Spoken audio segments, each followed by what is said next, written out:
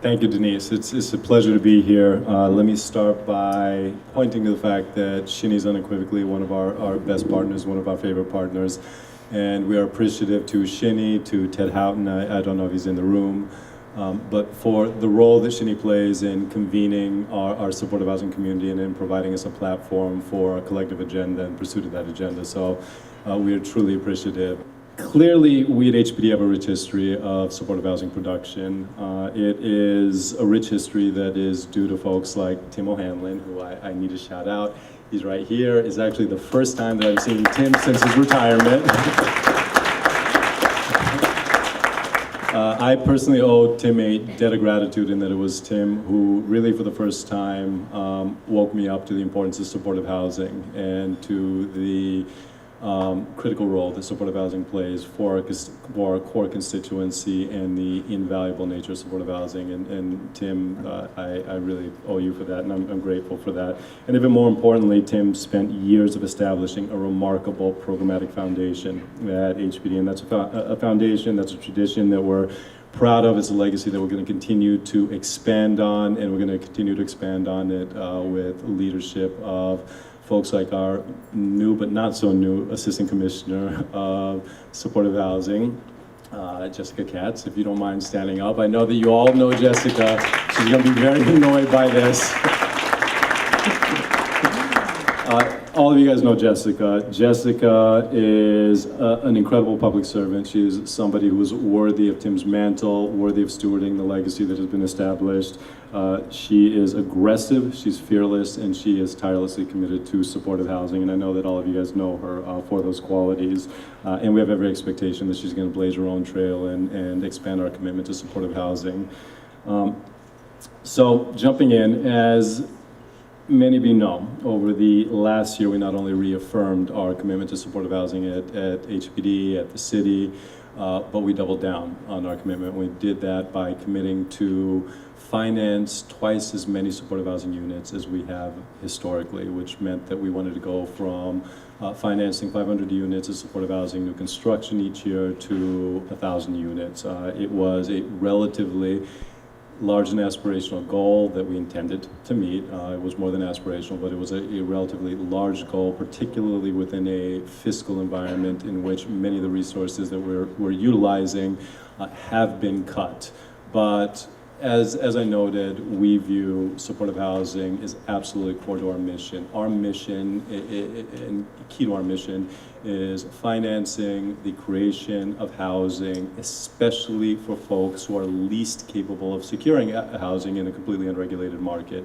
And that is, by definition, supportive housing. So irrespective of the fiscal environment that we've been contending with, this was something that has meant a lot to us. It is who we are, it's in our DNA. These are our values, and so we doubled down. I am very proud to be able to announce that by the end of June, although we have a lot of closings to go and we're going to be very tired by the end of June, we will be making this commitment a reality. We will have gone from 500 to 1,000 units that we're able to finance each year, and we're extremely proud of that. Thank you. Now, that said, none of it happens in a vacuum. Clearly, it only happens in partnership, partnerships that are established here by the folks that are Shinny, and partnerships that are in large part represented up here.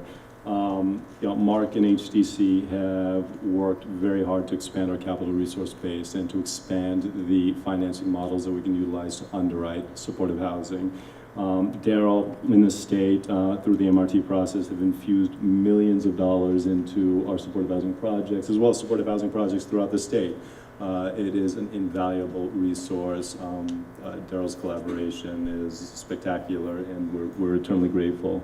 John Ray, Emily, I think Emily Youssef is here. NYCHA have themselves committed resources in the form of project-based resources and some other resources, which I'm going to be mentioning shortly, and we're very grateful for that. And most importantly, it's the folks here in this room, the service providers, the developers.